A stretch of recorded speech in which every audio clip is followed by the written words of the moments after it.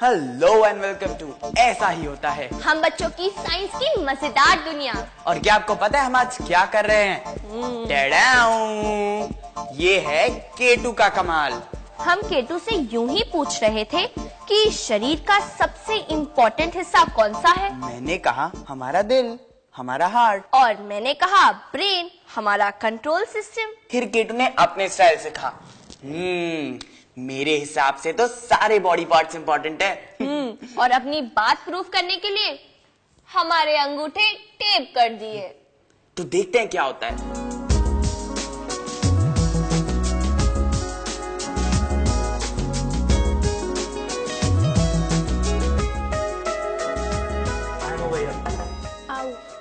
मैं तो समझ गया, हमारा अंगूठा भी और बॉडी पार्ट्स को अंगूठा दिखा सकता है। हमारा अंगूठा अपोजिबल है, मतलब अंगूठा किसी भी दूसरी उंगली के पोर को आमने सामने छू सकता है, ऐसे।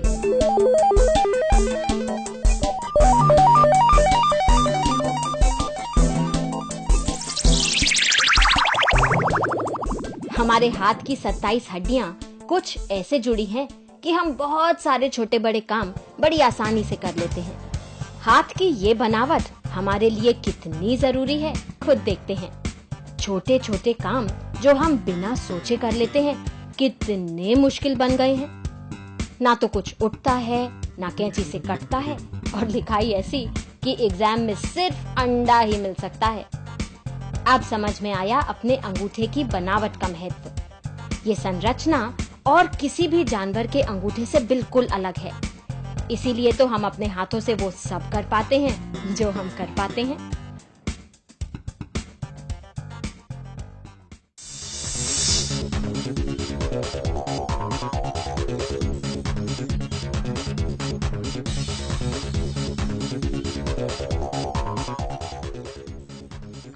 मानो हमारी गर्दन ऐसी ना होती तो, अगर हमारी एल्बो ऐसी ना होती तो, मानो हमारी कमर ऐसी ना होती तो क्या, और अगर पैर ऐसे ना बने होते तो। चलो मान लेते हैं हमारा ये हड्डियों का ढांचा होता ही ना तो। हमारी हड्डियां और हमारा स्केलेटन हमारी बॉडी का फ्रेमवर्क है। मानो किसी महान आर्किटेक्ट ने बहुत प्लानिंग के साथ बनाया हो।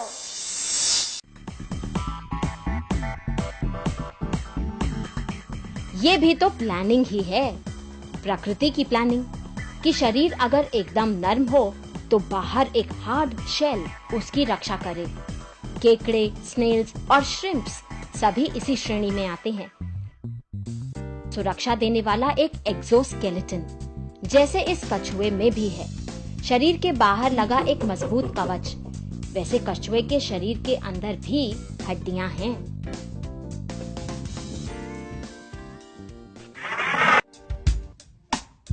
हम वर्टिब्रेट्स की हड्डियां सिर्फ शरीर के अंदर, हमारा एंडोस्केलेटन, हमारे सभी वाइटल ऑर्गन्स इसके अंदर बिल्कुल सुरक्षित, मानो एक मजबूत पैकिंग में बंद। स्केलेटन नहीं होता तो हमें आकार और मूवमेंट भी स्केलेटन ही देता है, वरना तो हम जेली होते।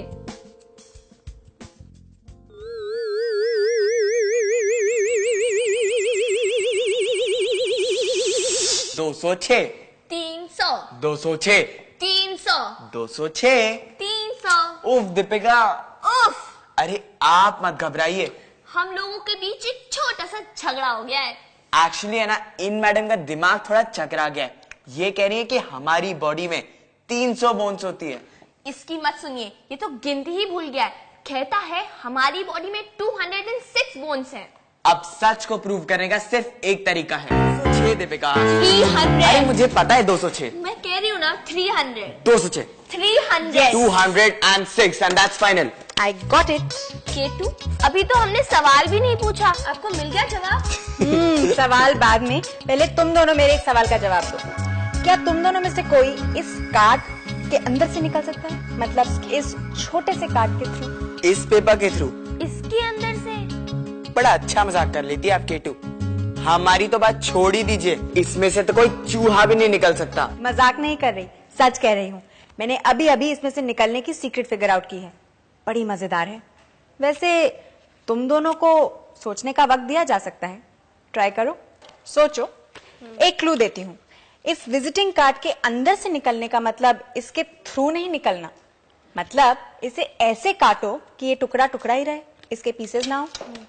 मैं अभी सोचती हूँ, I know I will find it out. हाँ दीपिका, बड़ा अच्छा बहाना है टॉपिक चेंज करने का। डर लग रहा है ना कि तुम्हारी गलत बात पकड़ी जाएगी। मैं डर रही हूँ। अरे बाबा, मेरे को भी तो मौका दो, मैं शायद फैसला कर सकूं। ये दीपिका जी कह रही हैं कि हमारी बॉडी में 300 बोन्स होते हैं, 300। और शिवम जी को लगता है कि हमारे बॉडी में 206 बोन्स है। 206 केटू। दीपिका जी, शिवम जी, अगर मैं कहूं कि आप दोनों सही हैं, मतलब 300 भी और 206 भी, 300 and 206 बोथ। सच कह रही हूँ, खुद ही देखिए।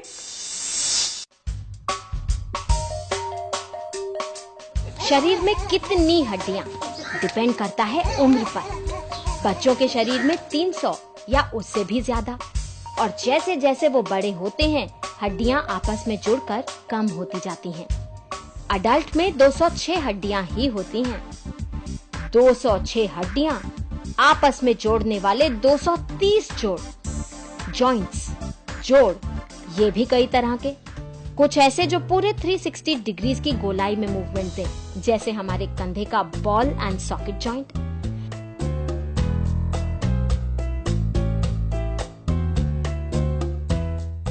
या फिर हमारी कोहनी और घुटने का हिंज जॉइंट, जो कह सकते हैं कि किसी दरवाजे की तरह जुड़ा है। हर जोड़ की अपनी विशेषता। शरीर के अंदर हमारी हड्डियों को आपस में जोड़ते हैं टेंडन्स, लिगामेंट्स और कार्टिलेज। मजेदार बात यह है कि हमारे शरीर की आधी से ज्यादा हड्डियां हमारे हाथों और पैरों में हैं। जैसे हम ग्रो होते हैं, वैसे वैसे हमारे शरीर के सारे पार्ट्स प्रोपोर्शनली ग्रो होते हैं। पर ये वो बात नहीं जो हमें हैरान करती है। अमेजिंग बात तो वो है कि हमारी स्केलेटन को कैसे पता चलता है कि कितना बड़ा होना है। इमेजिन करिए, अगर आपका स्केलेटन छोटा ही रहे और ऑर्गन्स बड़े हो जाए तो। पर अगर हमारी हड्डियां बड़ी बड़ी हो जाए और ऑर्गन्स छोटे रह जाए तो। पर ऐसा होता नहीं है, क्योंकि हमारी बॉडी अभी तक की सबसे एडवांस्ड मशीन से भी ज्यादा एडवांस्ड है।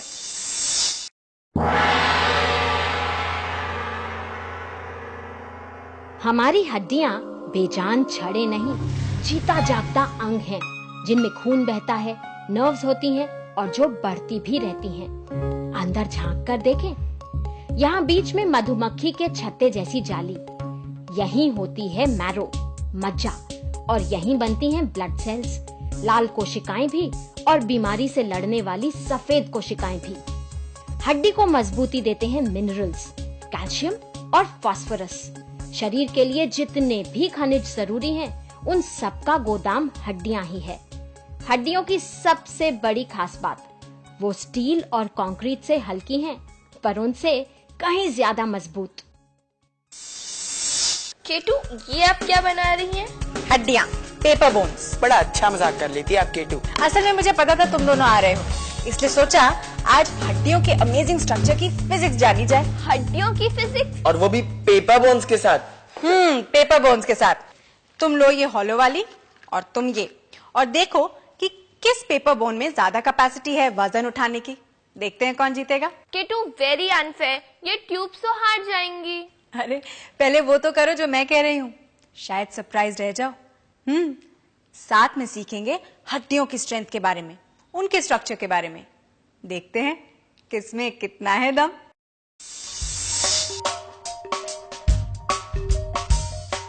किसमें कितना है दम। पहले लेते हैं हॉलो ट्यूब्स को, कागज की खोखली हड्डियों को। वजन उठाने की कैपेसिटी चेक करनी है तो ऊपर रखना पड़ेगा वजन।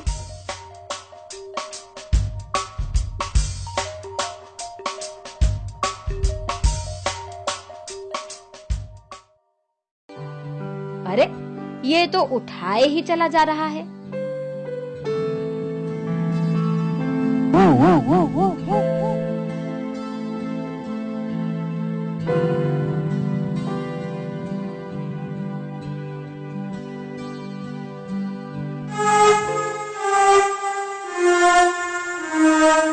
अब देखें कि अगर हड्डियां ठोस होती, खंबे जैसी, तो क्या होता।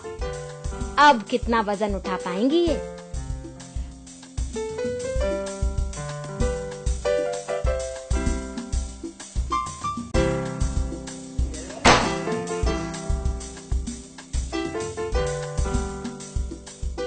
प्रकृति को फिजिक्स का ये नियम हमेशा से पता था, तभी तो हमारी लंबी हड्डियां खोखली हैं। जैसे हमारी सबसे मजबूत हड्डी फीमर पूरे शरीर का वजन उठाती है।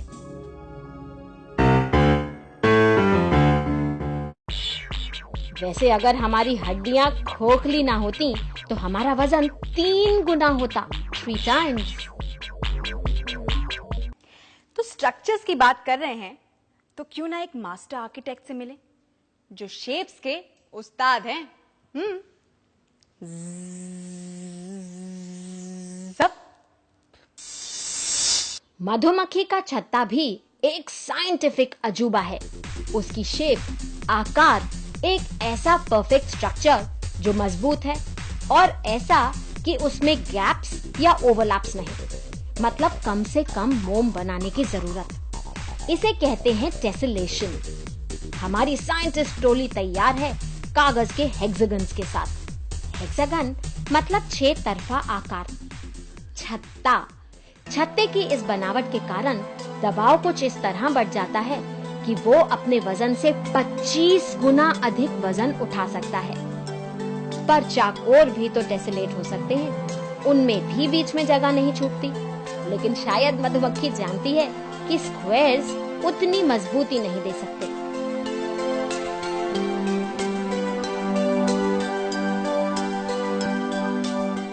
मजबूती के हिसाब से तो गोलाकार सबसे अच्छा है, लेकिन इनके बीच में बच जाती है जगह, मतलब मोम बेकार जाना।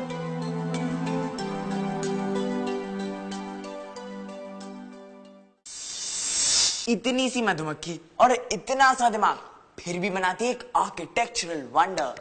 पर क्या आपको लगता है कि एक सीनियर मधुमक्खी एक जूनियर मधुमक्खी को सिखाती होगी कि छत्ता कैसे बनाते हैं? भाई मुझे तो लगता है कि उन्हें इंस्टिंक्टिवली ही आ जाता होगा। पर काश हमें भी इंस्टिंक्टिवली पता चल जाता कि जो K3 छोड़कर गई है K2, उसका जवाब क्या है? अंडा। इस अंडे का शेप ऐसा क्यों है? क्यों?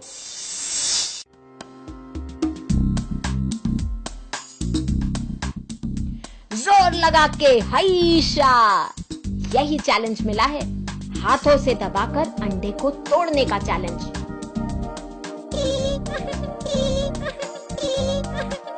लेकिन ये नाजुक से अंडे तो बड़े मजबूत हैं। इनकी फिजिक्स समझते हैं।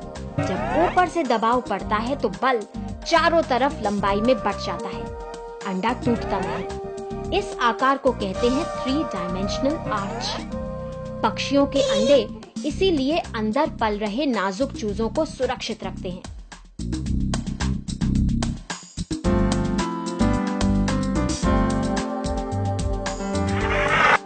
आर्किटेक्ट्स और इंजीनियर्स भी इस फिजिक्स को यूज करते हैं पुल और इमारत बनाने में।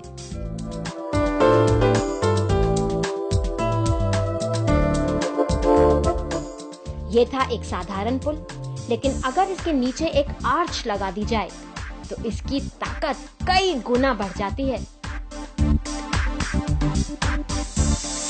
वैसे आपकी कभी हड्डी टूटी है? मेरी कई दफा टूट चुकी है। बाप रे बाप, उम्मीद करती हूँ आपकी ना टूटे। बड़ा बोरिंग काम है, प्लास्टर के अंदर हफ्तों तक घर में घुसे रहो। वैसे सोचा है हड्डी टूटती है तो क्या होता है, वापस कैसे जुड़ती है? कई सारे सवाल हैं जिनके जवाब सिर्फ एक डॉक्टर दे सकते हैं। तो जाइए पूछिए डॉक्टर से, हड्डी तुड़वा के नहीं, एक्सपर्ट बनके।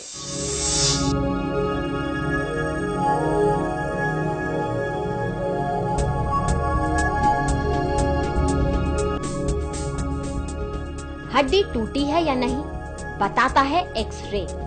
इसलिए हम पहुंच गए हैं वहाँ जहाँ एक मरीज के पसलियों के एक्सरे चित्र उतारे जाएंगे।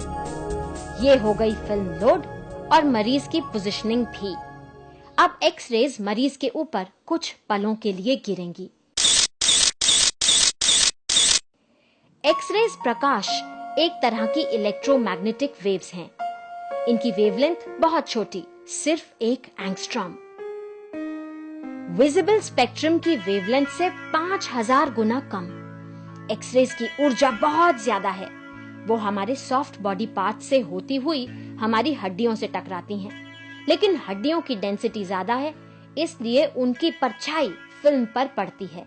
इस तरह हड्डियों की तस्वीर डार्क रूम में डेवलप हो जाती है। लेकिन एक्सरेज हमारे शरीर को नुकसान पहुंचा सकते हैं, इसलिए उनका इस्तेमाल बार बार नहीं किया जाना चाहिए।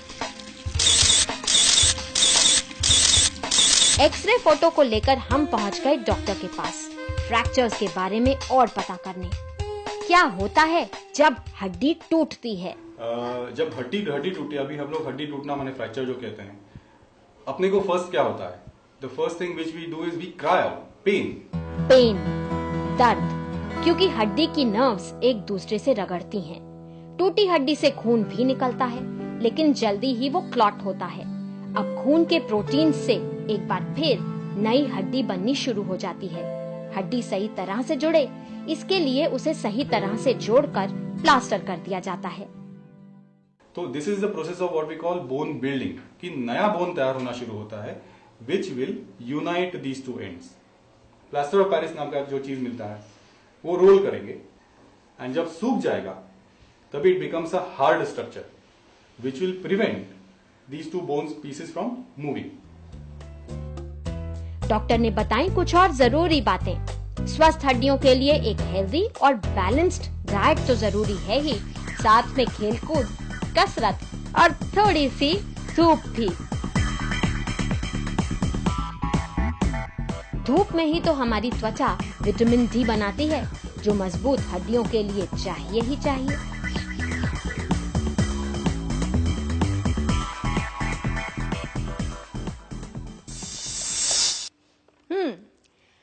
सोचिए, अगर बैंक से पैसा निकालते जाएं तो क्या होगा? ठन ठन गोपाल। मैं बात कर रही हूं अपनी हड्डियों की, जो खुद में एक बैंक है, कैल्शियम का बैंक। बात बिल्कुल साइंटिफिक है।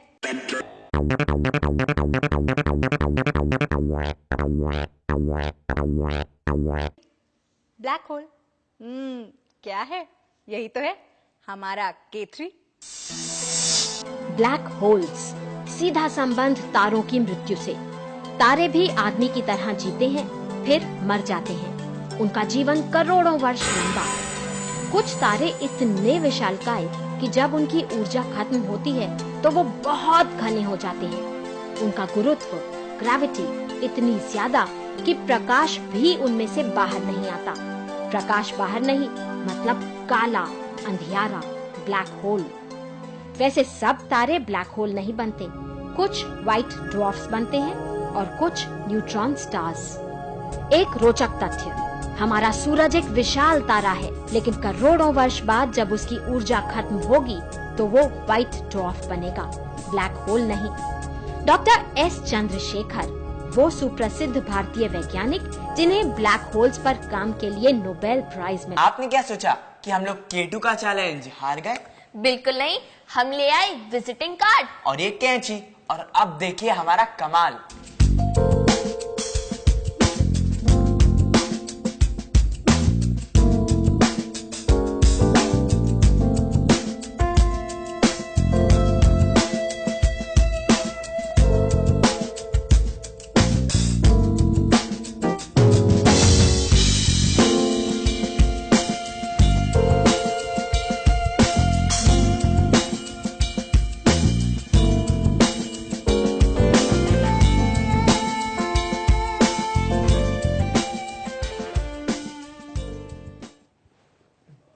दीपिका, ऐसा ही होता है। ऐसा ही होता है। ऐसा ही होता है।